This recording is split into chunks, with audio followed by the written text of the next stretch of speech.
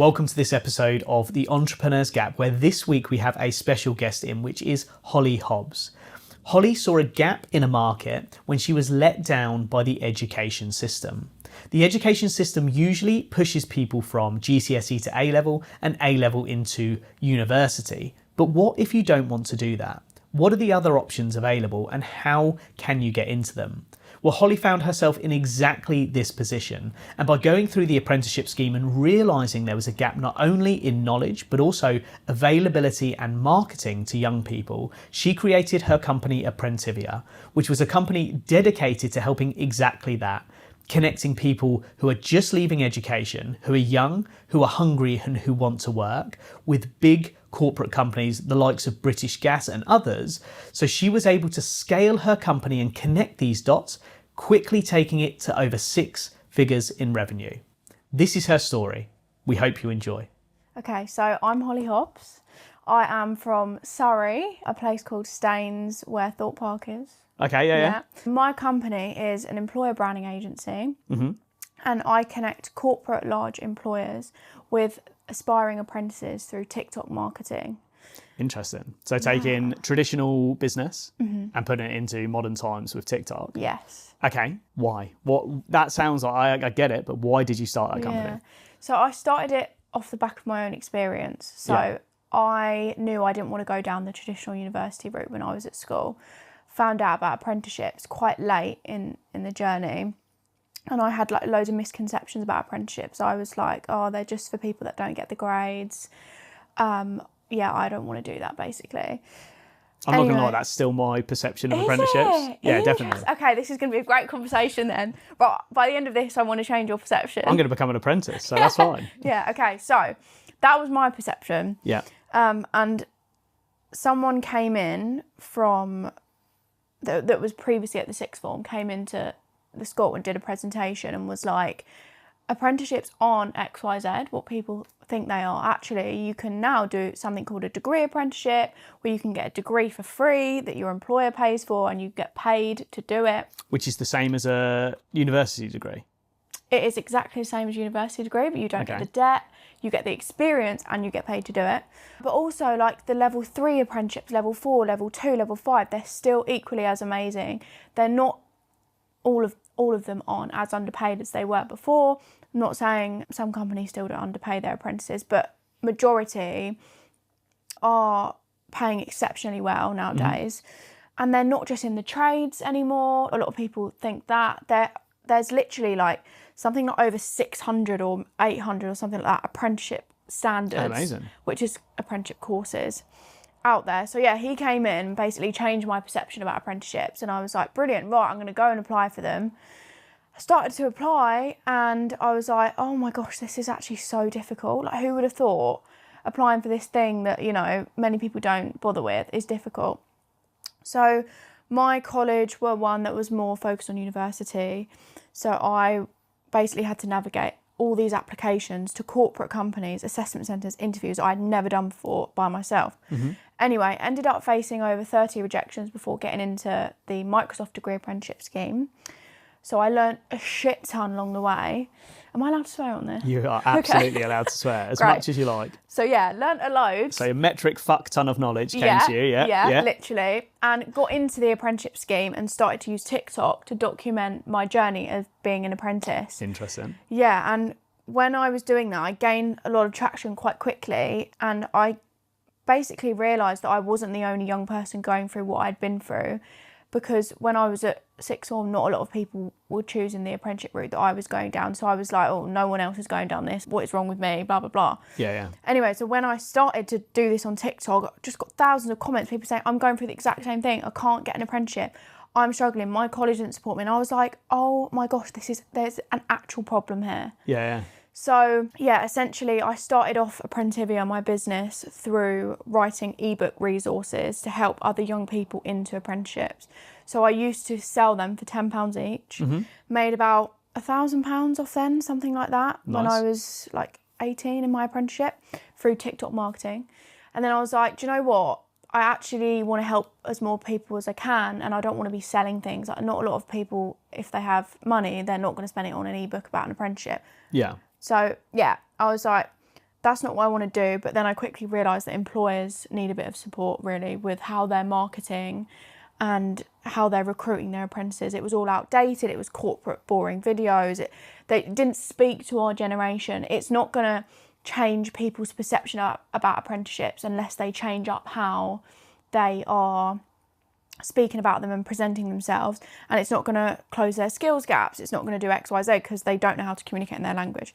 I basically merged the two together, and now Apprentivia is an employer branding agency, and I'm basically taking employers and candidates on the journey to hiring an apprentice, and that involves things like employer branding strategy, content creation for TikTok, supporting young people with applications, and all that type of jazz. The full journey for both client being the corporate brand and the person who's lost on that journey like you were when you went for an apprenticeship. Love that. Firstly, I think everyone listening to this will hear your passion when you talk about apprenticeships. That's the first thing. Yeah, 100%. That's the first thing that comes across. And I had a couple of questions that sort of came to mind. So take yourself back to you finished school, you're looking at your options, you've decided you didn't want to go to university. First question is, why not? Why not university? Okay, I love this question, right? So yesterday I got my whiteboard out and I did a massive journaling prompting session to prompt myself as to why I was actually doing this. So I asked myself one question, why did I start my business? And then every answer I had, it was why again? So I got down to the root. So basically, the reason I actually started is because I believe apprenticeships are a portal to getting to where you want to in life by yourself. Self-made? Yeah, let me expand on that a bit more. When I think of university, you can get a great life with it, etc. But I think of debt. And for me, growing up, I had experiences of debt, etc. within my family. And so I always wanted to be independent and not have something controlling me and not have something, I don't really know what the word is. It's that looming over you in the debt capacity. So debt's a really interesting subject, and people who have understood debt and been through into the pits of debt understand the sheer weight that adds to something. And I think I get where you're coming from. That if you were to go to university, get the education, it's almost, there's this caveat, there's this, you can have this, but we're going to give you this massive debt that's going to follow you around for the rest of your life. I know, yeah, because people say, oh, you don't pay it back unless you earn over a certain amount. Well, I'm not being funny, but if I'm going to university paying that, I want to earn over a certain amount. Anyway, but also for me, apprenticeships mean that you are gaining your own experience, your own network that people can't take away from you. Whereas at university, yes, you're getting the knowledge, but it's at a cost. And also, you're not getting tangible things that you can then go out and build something. You can go out and build your own life, obviously, but it's at a cost, and you've got to then go and take all these other steps as to what people have promised you'd get through doing a university degree, if that makes sense. You get promised this life, you'll be extra successful, etc. But I guess what I'm trying to get at is I'm struggling to explain myself here, but for me, they just signify I'm able to take control of my life and not rely on someone or something else to help me get there. Yeah, I get that. Yeah, Does that make sense? It does. So I didn't go to university. I can spell fudge out of my GCSEs, and that's because I can't spell very well. When I looked at university, and I feel like you're explaining this quite well actually, I saw it as you were in a bubble. You're in this university bubble where you have freshers, you have halls of residence, you have lectures that you go to, you do these exams, and when you're a student, you're almost bucketed up as that. So you get discounts from your council tax. You don't have to pay this, you don't have to pay that, because you're a student. You're learning how to live in the world. Yeah. But the problem is when you finish university, and I think, so a lot of people who follow you specifically, who are listening to this podcast, and people who are looking at apprenticeships and what to do with their life next, there's that feeling of when you leave university, it's almost like one bubble pops, but you have to jump into the next one, which is real life, and you have no traction. You're starting from zero again. So you go and create this student lifestyle, which is pizzas, parties, lectures, like coursework, and you get to the end of it and you get this degree, you get to put on the nice gown, the hat, you pick up your degree, and like you say, there's this promise of a job, but then you have to write a CV. And then you have to go against everyone else who got the same degree as you in this world where actually what most employers look for is experience. Whereas what I understand from apprenticeships is you've got two vehicles moving at the same time. You've got your education, which is you're learning what to do. But at the same time, that network that you're building, that's that vehicle. That's moving forward at the same pace so that when the apprenticeship ends, this one's already in line. You've got a job. You've got a network. You've got people who appreciate you, not just for what you know about your position, which you learned from the apprenticeship, but also who you are as a person. Those things that built you into who is Holly Hobbs, who then became the entrepreneur. They're the things that you don't get from university. No one sees that on a CV, but you've had that traction when you've done an apprenticeship and you've been in a company and you've put in the graft, the extra hours. They see who you are in a work ethic capacity. So I think that came across from what you said. But is that a good summary? Does that make sense? Yeah, it is. Yeah. It's just the whole piece around no one can take that away from you, you know.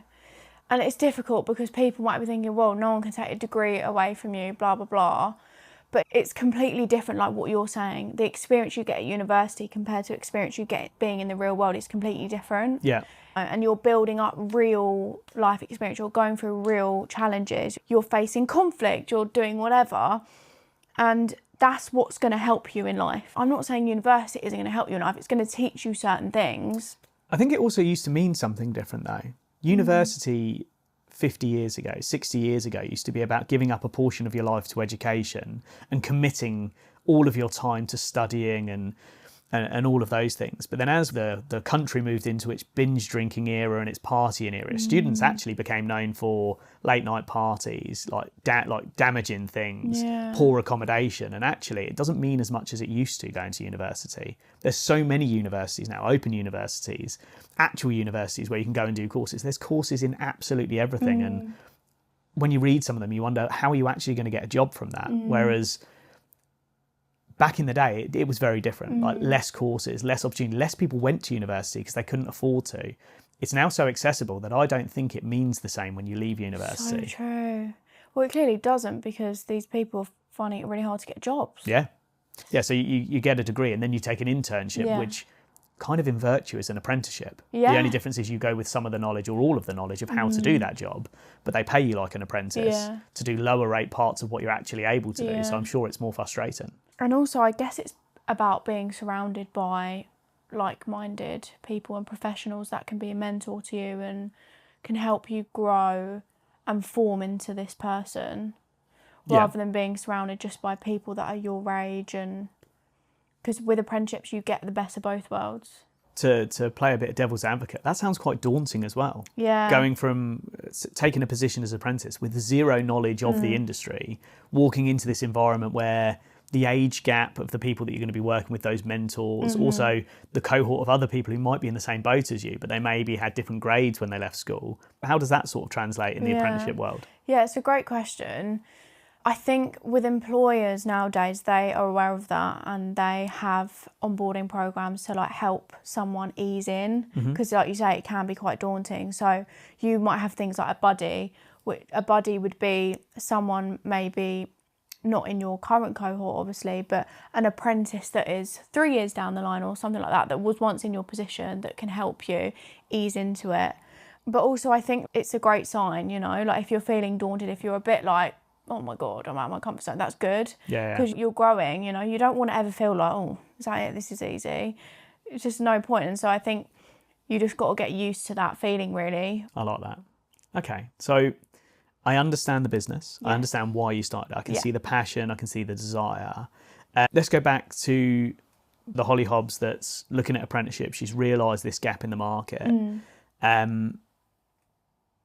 I can see that you wanted to help people. First of all, the ebooks, it sounds like that was more about helping them money. So that was more about supporting people in the same position. Especially from that social media community, the comments, people saying, I'm stuck in the same place. The question I've got for you is, what drives that want to help people? You mentioned sort of like childhood, debt, that environment. Is that what sparked the desire to help others? I think so. I think throughout my life, I've watched people around me just not really reach their potential. Who are those people? My family. Come from my family.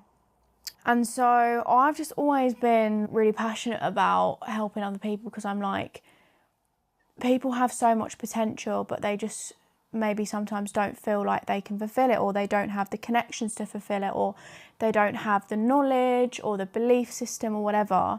So for me, this was a part of that, because it's like, if you can start your career in one of these schemes or one of these companies, you're going to have access to so much abundance through it. Especially with these corporate companies, they just have massive schemes. They have all these things set up, like I mentioned about the onboarding stuff earlier, like so much amazing stuff that you can walk into as someone with no connections, no experience, no nothing. Yeah. But you walk into all of that and your life can turn on a completely different trajectory. And that's why I've been able to start my business, because I started on that scheme and I learned so much, connected with so many people, that it helped me then start my business that now pays my bills, that now impacts thousands of young people.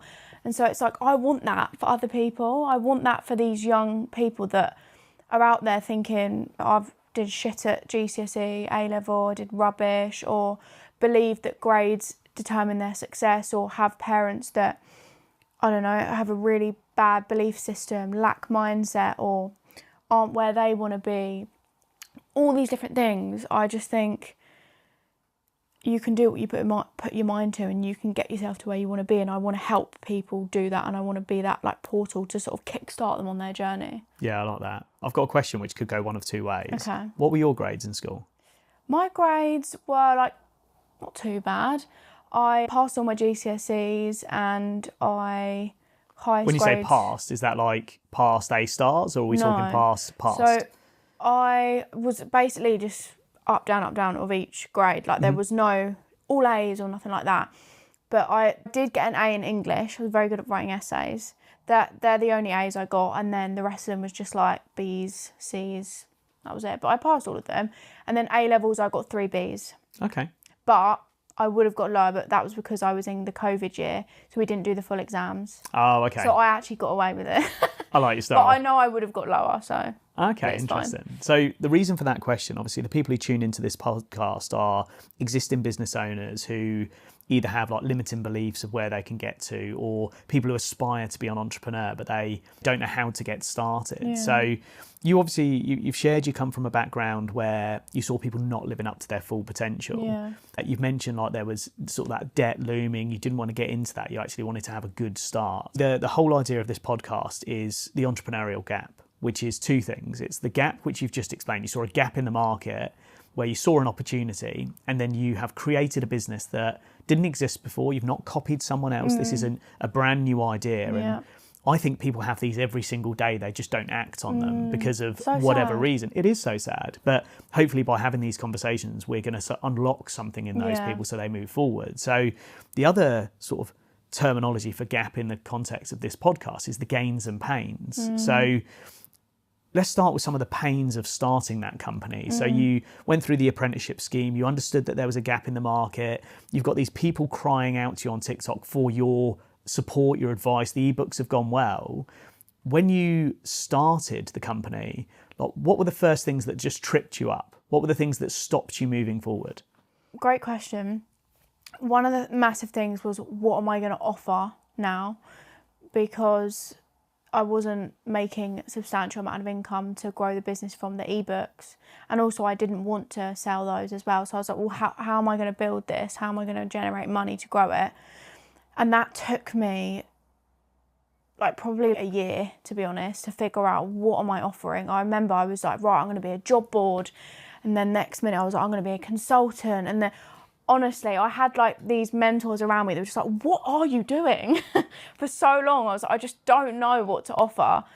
And I still pinch myself to this day that I've even got a deck that tells me what I'm offering, because it's like, wow, for so long I was just like switching between all these different offers. So that was one of my pains. Before you move on from that, Yeah. why didn't you decide on one of them? What was the decision-making process? You said you were going to be a job board, you were going to be a consultant. Why didn't you choose one of them? Or did you choose one of them, test it, figure it out, didn't work, move on? Or was it just lack of decisiveness? Probably a bit of both. Okay. So I am a bit indecisive sometimes. A bit of indecisiveness. 2, because I was like, I really want to launch something that's not been done before and that's innovative. And so I was like, okay, job board, yeah, but it can't be like a boring job board that's like everyone else's. Do you know what I mean? Because then what's the point of launching my company? And then I was coming across hurdles of like, well, I don't have any money or investment, so I can't build something different. So I was like, well, that's got to be sacked off. But I did try building my own job board that was a bit better, but it wasn't better. But I tried, and I was just like, no, it needs an actual developer, and this is not going to work right now. Yeah, that's the 3. I wanted to build something innovative and new, so that's why I didn't choose those. And then the indecisiveness. Okay. And when you went through that sort of year, so a year is a long time, like a considerable amount of time for someone to still be hungry enough to carry on the journey with actually no traction and no success. Literally. Tell me about it. Were there points during that year where you just thought, sod it, I'll give up, I'll follow the career path? No, my parents had that though. Oh, okay. They were saying to me like, yeah, I'm really proud that you didn't give up. But we were like, throughout the journey, they were like, are you sure? Like, how did you find that? I was just like, I'm sure. Like, it's going to be fine. So you knew?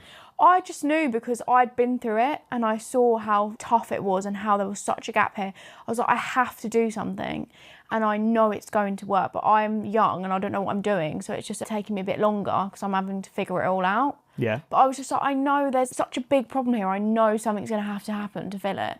So obviously I'm going to be doing it. So you might as well. So I might as well. So it's just going to take me a bit longer. Yeah. Okay. Yeah, I just had this deep belief in myself that I just knew it was going to work out. Nothing else was questioning me.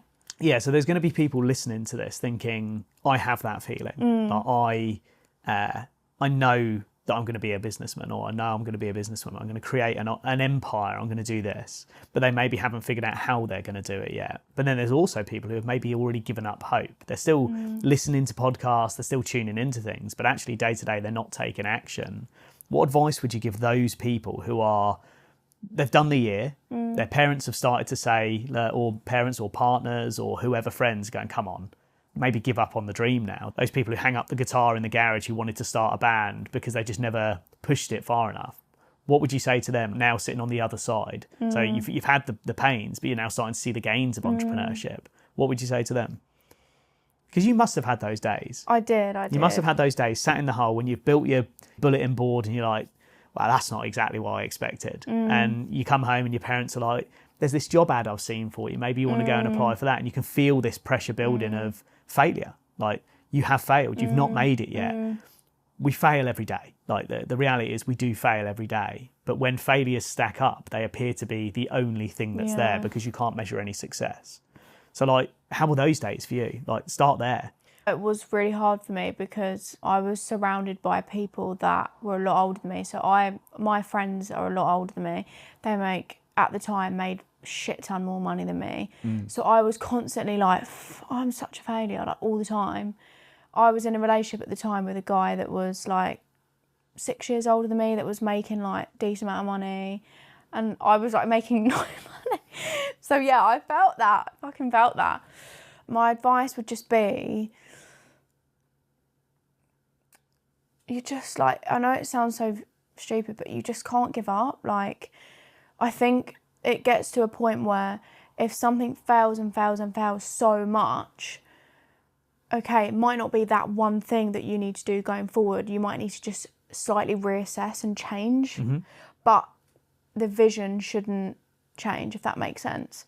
So like, I always knew I would be able to create some sort of service within this market that would help the people, but I wasn't sure which route I would take to do that. And so I tried things. If it didn't make any money, I was like, right, on to the next thing. Then what's the next thing? But it's finding the balance between trying that thing enough and then realising, okay, sometimes it doesn't work. So that would be one thing. Just, if your vision's strong enough, like, just don't give up. You just got to show up for yourself. I used to watch podcasts of like these entrepreneurs, for example, P. Louise, I don't know if you've ever heard of her. She's got this massive makeup brand. It took her years to get to where she is now. Like, 1 year isn't even that long. Yeah. Like, when I was just thinking about it, it's not even that long. You know, it takes some people like 10 years. There's some successful businesses and entrepreneurs that started in their 50s or whatever, and like, it's taken them 50 years, you know? So I think it's just about getting perspective as well. Yeah, I like that. Change of perspective usually changes most things. Yeah. And I was going to say also, you'll always look back at these days in fondness, and it's actually the journey that is the fun part. 100%. Yeah. So just enjoy it. I'd say actually starting companies, the most fun you ever have is in the first 2 years. Yeah. As you scale them, they just become boring because they become process, structure, scale. Interesting. Yeah, 100%. Like on the early days of entrepreneurship, when you are in the trenches, you're in the weeds, you've got a meeting tomorrow and you've actually not got anything to go with. And you're like, oh my God, right, I've got to put this in. You're almost that fake it till you make it territory. Yeah. That's the cool stuff. Because the reality is there's not much after that. There's money, there's wealth, there's success, there's all of these accolades that you can get. But the reality is you're just then at a desk and the paperwork's piling up and the emails come in and you've got a team to look after and all of those stresses. It just changes. So that first couple of years that feels like a struggle at the time is always the best part of your life. And I think about school days. When you're at school, you just wished to be out of school and getting older. And then when you look back, you're like, oh my God, as if I only had to go and do this every day, see my mates, have a load of fun. And it was so fun in school, like when you think back to it now. Yeah, I totally agree with you. Like you just, as humans, we actually want the challenges and we actually want to experience that. It's positive pressure. Yeah, we want to experience that feeling of we need to go get something. We've got this goal, this vision that we're working towards. And when you actually get it, like you hear it all the time, successful entrepreneurs. I got it and it was meh. Yeah. Like I just enjoyed the actual journey. The journey is always so much better than the reality of when you get there. And I think a lot of success is driven by this desire of a goal, like the end. You climb the mountain to get to the peak and you expect to get there and there's a ticker tape parade, everyone's high-fiving you. But when you get there, you actually get there and go, okay, well, great, what's next? And some people lose at that point because they'll get there and go, well, that's not what I wanted it to be. And then they start searching. Well, where's that missing feeling? Where's this void? I actually talk about it in my book, which is due out at the end of this year, which is that when you see this landscape, this picture of success, there's this hole, there's this void. And the more you focus on it, the more it consumes you because you're like, well, I'm meant to feel this way. You make your first £1,000. You're like, right, I thought that would feel different. You make your first million. You thought it would feel different. But the reality is that void isn't missing. It's not the missed opportunity or the missed feeling. That's the window of opportunity to the next thing. That feeling of, right, what are we going to go and get now? That is the feeling of, we need to go and smash this. We need to go and have another target to hit. We need to appreciate the view. Like, you've just done something amazing. Yeah. Cool, back to work. Where are we going next? What's the next company? What's the next thing to do? Because, and we'll come on to this with you in a second, because it's quite clear you're entrepreneurial. From a young age, you've been entrepreneurial and you've got that spark. When you're entrepreneurial, that doesn't turn off.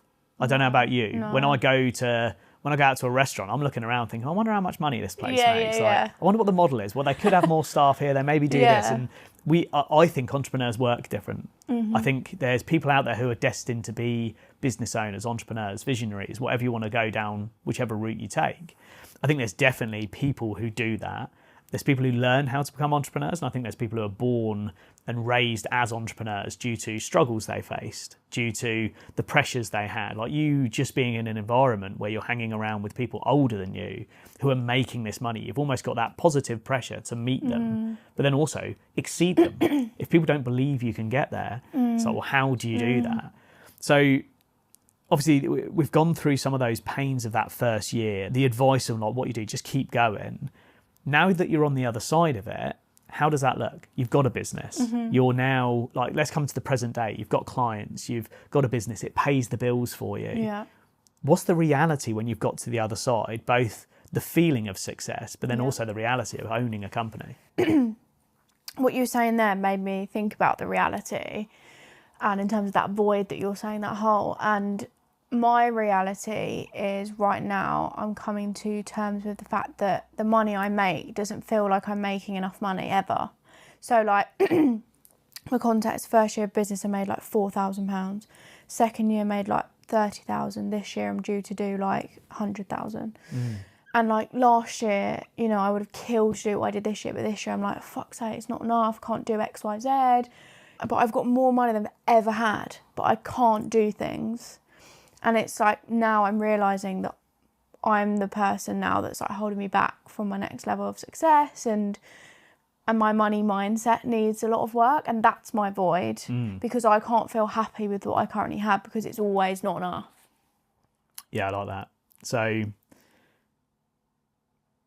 if you were to go back to as you started the business, those first £1,000 worth of ebooks, and you were to tap that person on the shoulder and go, don't worry, in 3 years' time, we're going to make 100k, how do you think that person would have felt? She would have been like, what the fuck, that's amazing. Yeah, but then you get to the reality, which is you make 100k.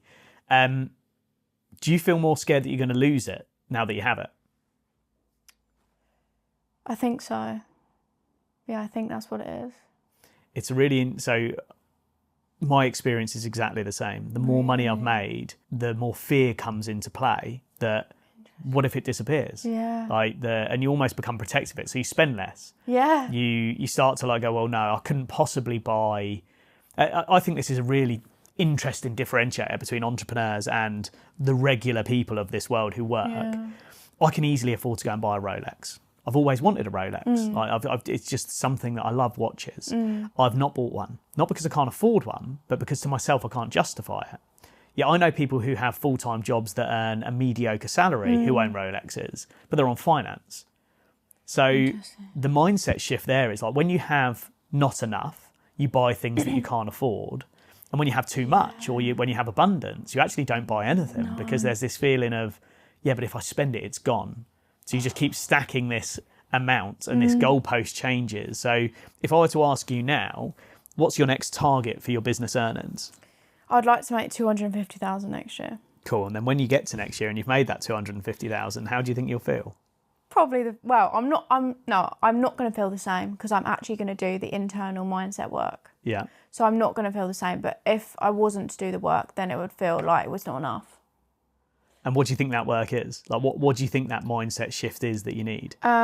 Switching from a scarcity mindset to an abundant mindset, seeing abundance and reprogramming my subconscious mind as to how spending money actually is.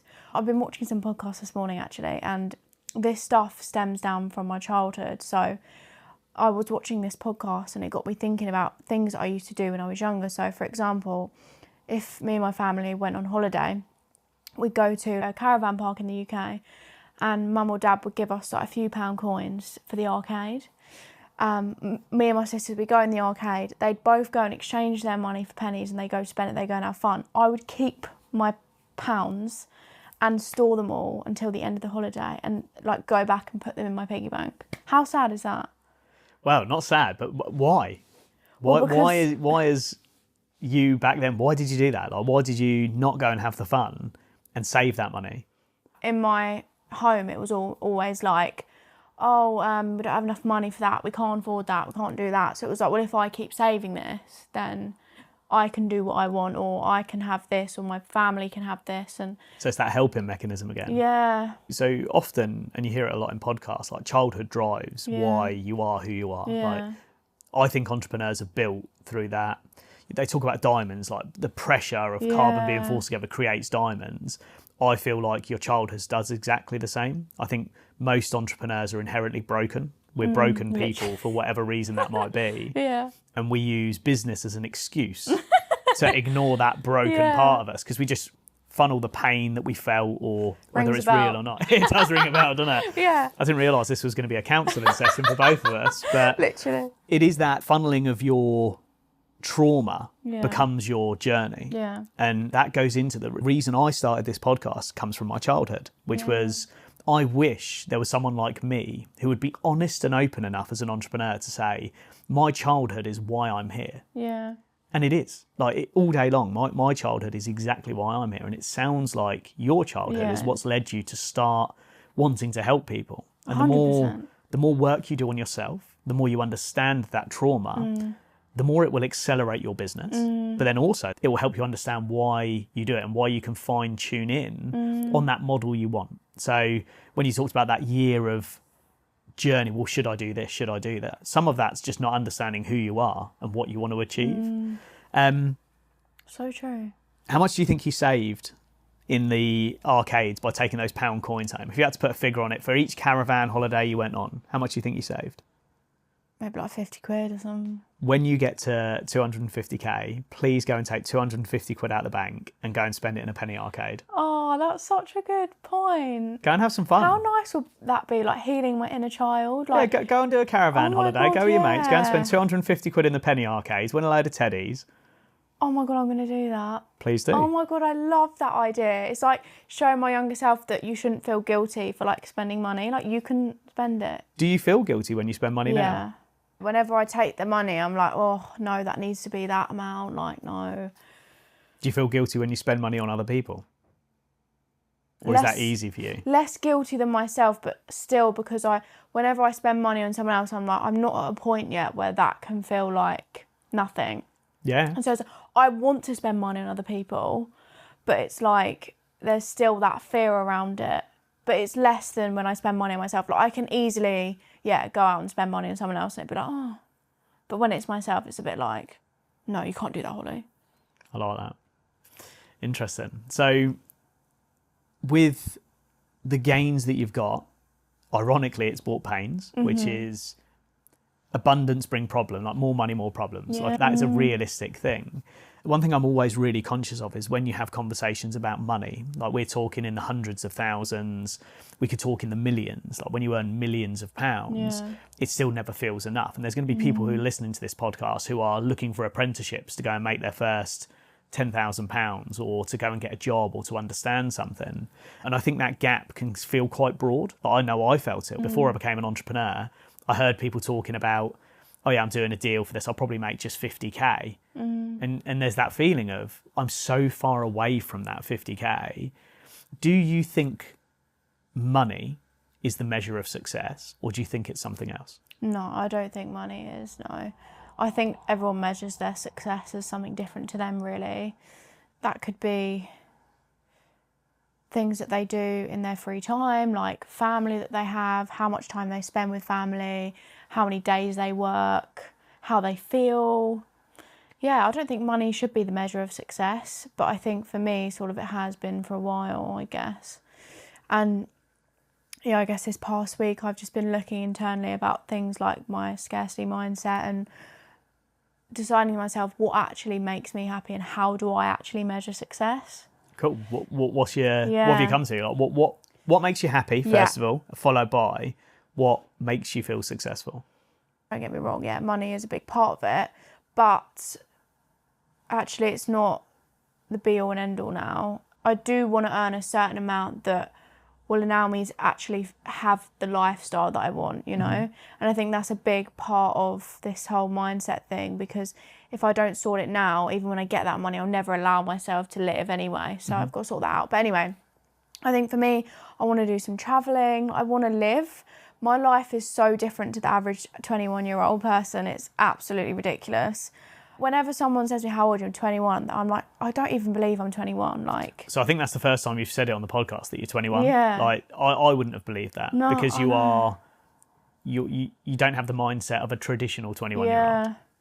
So it does make me think sometimes I do need to live a little bit more, you know, because when I think, if I'm a bit older and I'll think back to my early 20s, like, obviously I'll be proud, I'll be happy, but would I be like, you should have taken another holiday, or do you know what I mean? Did something. So that's one of my things. Like, I want to live a bit more. I want to take a holiday. I want to take time off without feeling guilt and without feeling like if I take time off, I can't make money or I can't do this. And I'm very attached to my business. I'm very attached to time spent equals that, and I can't, and I need to detach. So yeah, it looks like not feeling guilt when I spend money, being able to detach, being able to go on holidays, treat my family, treat my friends, treat myself, go out to nice shops that I want to buy clothes from and not feel guilty. Every time I buy new clothes, I feel guilty. I'm like, I shouldn't be buying this. It's absolutely mad. So yeah, just being able to live a bit more. Yeah, so success to you is experiences, like living more. I like that. I think money is very much the scorecard of entrepreneurs. It's like, well, how much do you earn? And everyone does it. It's the scorecard in life. Yeah. Society, it's like, well, if you earn 30k, you're this, 50k, you're this, 100k, you're this. And there's this scorecard that we're all like chipping away at. Yeah. Definitely there's a level of success, which is actually, well, how much fun did you have this year? what made you happy. Like, and you're talking about things of like, you want to get to a place where you feel good for buying those clothes, you enjoy that holiday, you enjoy that experience, you treat people. And again, it did come back a lot to like helping other people, like, well, giving this to people, getting this, like, and I understand that. So they're the things that you want from success. What are the things that like fundamentally make you happy? What do you mean by that? So like, what if you were to write a list of the things, they can't involve people. Okay. They're just the things in life that make you happy day to day. So you are a 21-year-old entrepreneur who pays her own way with her business that she created from nothing. Yeah. Business is one thing, but what makes you happy in life? What's the thing that gives you that pleasure in life? And it can't involve people. No, because people don't make you happy. The being around people might make you happy. When you ask parents that question, that my kids make me happy, it's like, no, they don't. You're happy to be around them, but what's the things that just selfishly make you happy? And I'll give you an example. I enjoy having a cup of coffee in a cafe on my own with a book. That makes me happy. Okay. If I need to fill that bucket of happy, if I'm feeling a little bit low, that makes me happy. Going to the seaside and staring out at a lovely scenery, that makes me happy. They don't cost much, but they make me happy. What are the things that make you happy? Okay. Going to get a massage. Yeah, good shout. I love doing that. Going shopping, buy myself clothes. Love doing that. Doing things that are like self-care, hair, nails, makes me happy. Exercise, hate it in the moment, but it does make me happy. Experiencing new places and cultures, meeting new people, and just being around people, like having community and laughing. I like that. I mean, yeah, I know you said not people, but... No, but community is a different thing. The feeling of being in a community. Yeah. Which kind of ties back all to everything that you do in your business, which is, it's a community of apprentices. It's the community of, well, when you go through your apprenticeship, you have the connections, the network. It's like, it all does stem back to exactly what you've been talking about. And you know, I realised recently that is one of my like values, and I don't have enough of that in my work. So my work is very much like post to TikTok, and then it's all up behind the scenes that people will just go and apply, and then I'll occasionally get a message being like, thank you for this, thank you for that. And then the employees will just like post to LinkedIn, have a few calls, do the work.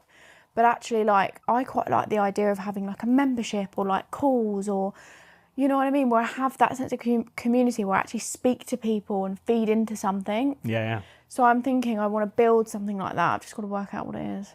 I love that. But that's the next part of the entrepreneurial journey. That's that window to opportunity, which if you haven't have started what you've started already, you wouldn't be looking for that. So true.